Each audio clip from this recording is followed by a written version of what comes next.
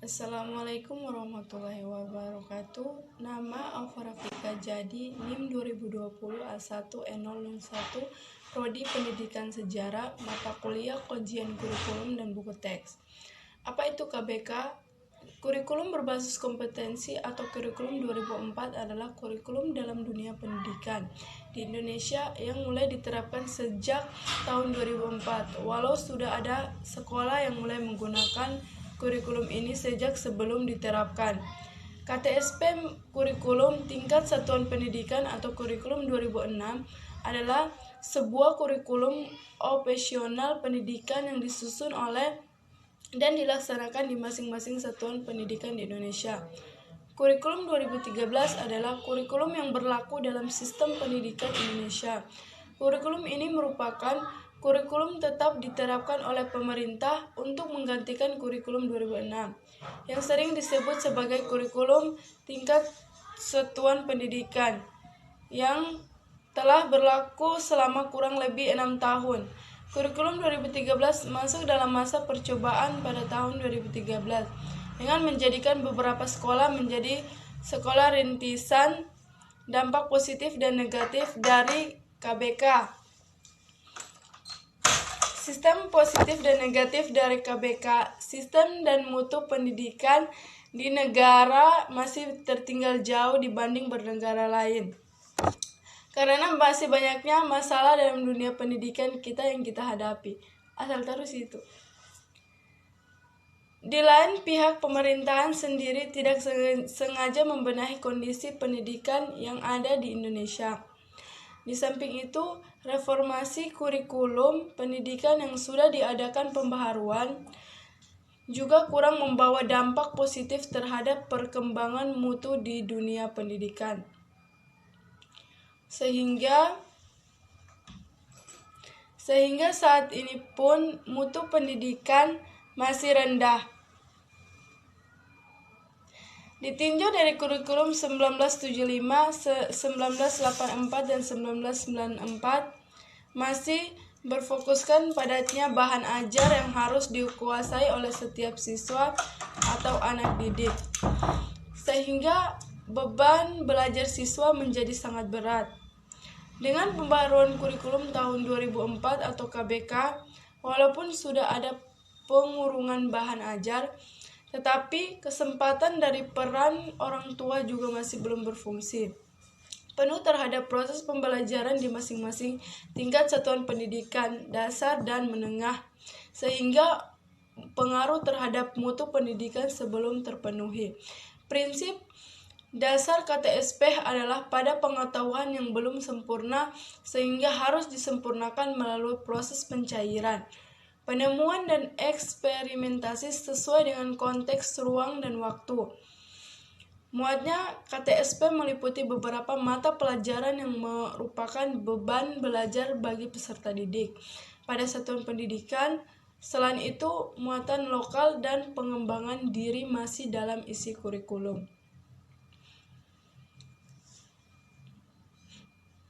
Dengan KTSP pun ternyata belum bisa mengubah mutu pendidikan kita, sehingga dapat dikatakan dengan diadakan pembaharuan kurikulum pun mutu pendidikan kita masih memperhatikan atau dapat dikatakan peranan reformasi. Kurikulum pendidikan belum banyak membawa dampak terhadap peningkatan mutu pendidikan. Kehadiran kurikulum 2013 diharapkan mampu melengkapi kekurangan-kekurangan yang ada pada kurikulum sebelumnya. Kurikulum 2013 disusun dengan mengembangkan dan memperkuat sikap, pengetahuan, dan keterampilan secara berimbang.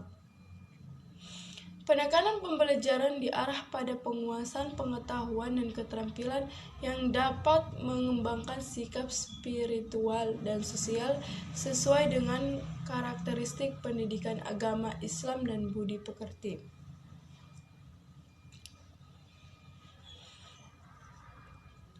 Diharapkan akan menumbuhkan budaya keagamaan, religius, kultur di sekolah.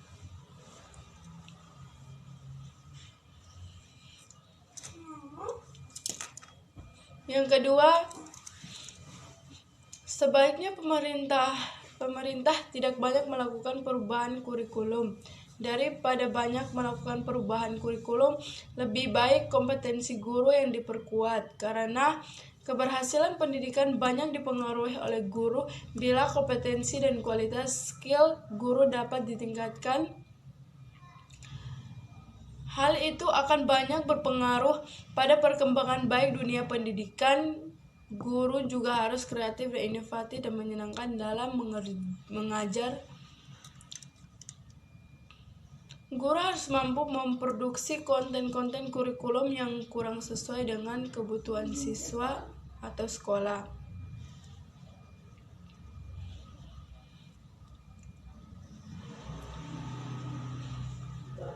Yang ketiga, pada tahun 2013 lalu, pemerintah Republik Indonesia melalui Kementerian Pendidikan dan Kebudayaan telah menetapkan kurikulum 2013 sebagai standar acuan.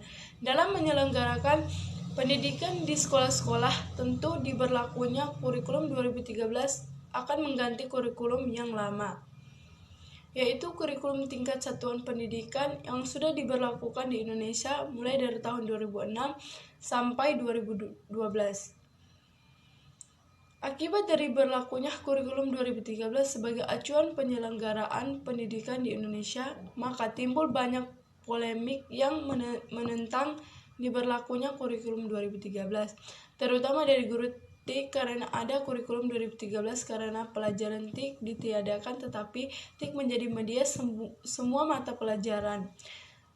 Beberapa substansi atau isi kurikulum 2013 yang perlu diadakan pembenahan adalah sebagai berikut.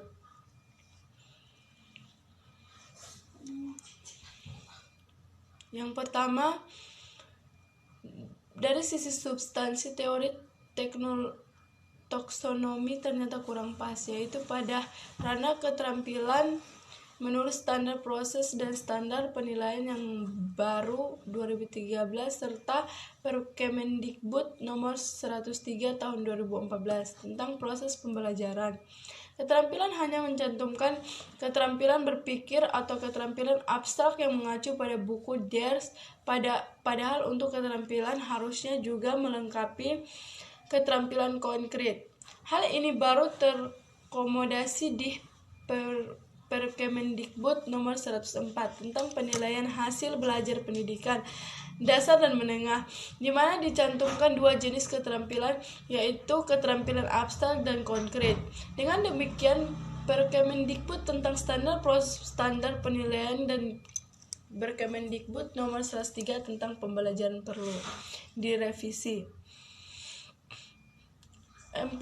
Kelebihan kurikulum 2013. Kurikulum 2013 sudah diteliti oleh para pakar pendidikan, sehingga harapan kurikulum ini akan dapat meningkatkan kualitas pendidikan di masa mendatang. Karena itu, ada beberapa kelebihan dari kurikulum 2013 ini yang dinilai dari para ahli pendidikan. Berikut rincian dan kelebihan tersebut. Pertama, lebih menekankan kepada pendidikan karakter. Kelebihan pertama dari kurikulum 2013 adalah adanya. Yang keempat, kelebihan kurikulum 2013. Kurikulum 2013 sudah diteliti oleh para pakar pendidikan, sehingga harapan kurikulum ini akan dapat meningkatkan kualitas pendidikan di masa mendatang.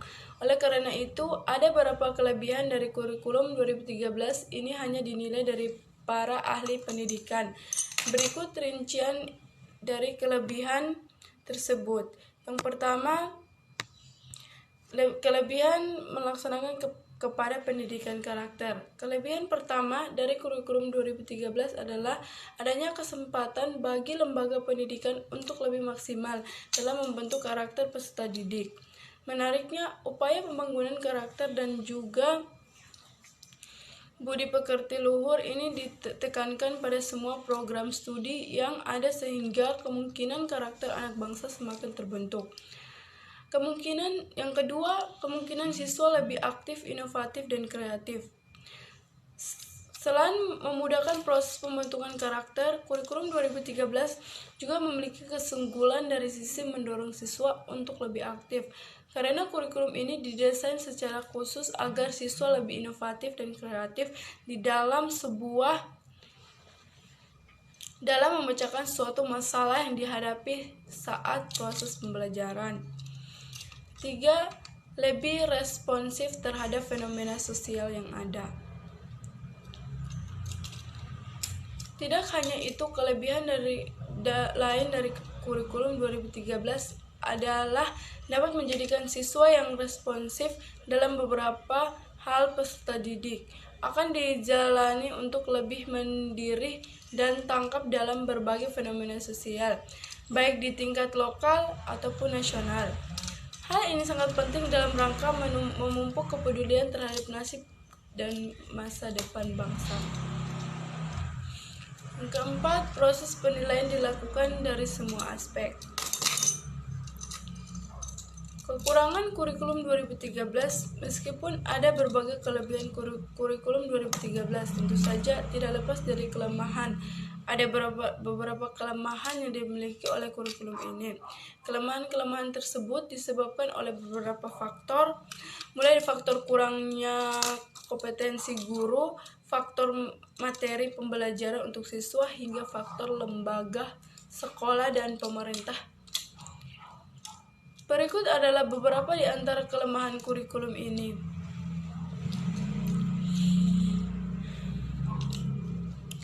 Yang pertama, guru tidak dilibatkan dalam pembuatan kurikulum 2013. Kelemahan yang pertama adalah pihak guru yang cenderung tidak dilibatkan dalam proses pembuatan kurikulum, sementara guru adalah pihak yang berinteraksi secara langsung dengan para peserta didik.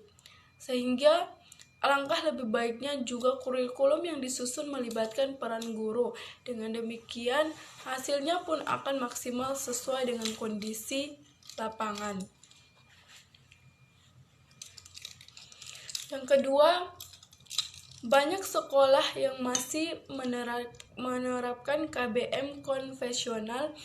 Selain itu, kelemahan dari kurikulum 2013 ini adalah masih banyak sekolah atau lembaga pendidikan yang menerapkan kegiatan belajar mengajar konvensional, sedangkan KBM konvensional harusnya sudah tidak diterapkan dalam kurikulum ini. Kurikulum 2013 menghendaki adanya metode dan konsep belajar yang baru dan inovatif seiring dengan perkembangan zaman.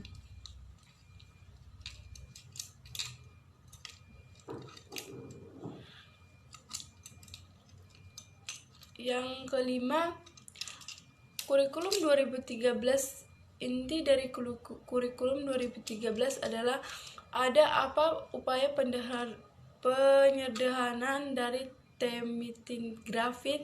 Kurikulum 2013 disiapkan untuk memecahkan generasi yang siap di dalam menghadapi masa depan. Karena kurikulum disusun untuk mengantisipasi perkembangan masa depan. Titik beratnya adalah mendorong peserta didik atau siswa mampu lebih baik dalam melakukan observasi, bertanya, bernalar, dan berkomunikasikan, mempresentasikan apa yang mereka peroleh atau mereka ketahui setelah menerima materi pembelajaran. Adapun objek yang menjadi pembelajaran dalam penataan dan penyempurnaan kurikulum 2013 menekankan pada fenomena alam, sosial, seni, dan budaya.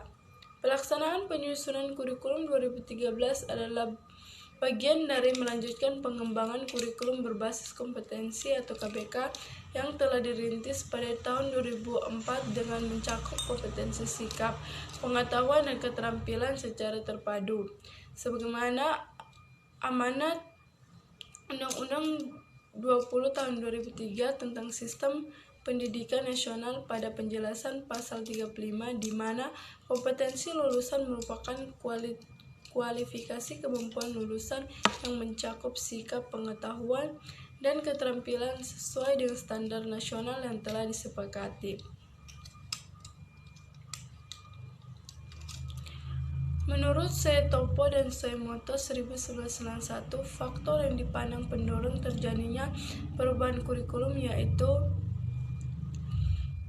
pertama, bebasnya sejumlah wilayah tertentu di dunia ini dari kekuasaan kaum kolonialis dengan merdekanya negara-negara tersebut. Mereka menyadari bahwa selama ini mereka telah dibina dalam suatu sistem pendidikan yang tidak sesuai dengan cita-cita nasional merdeka. Untuk itu mereka mulai merancang adanya perubahan yang cukup penting di dalam kurikulum dan sistem pendidikan yang ada.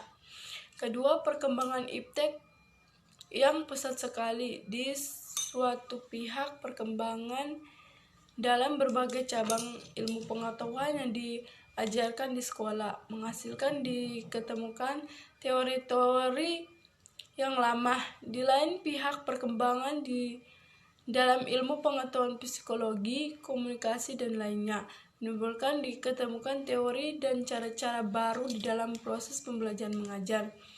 Kedua, perkembangan di atas dengan sendirinya mendorong timbulnya perubahan dalam isi maupun strategi pelaksanaan kurikulum.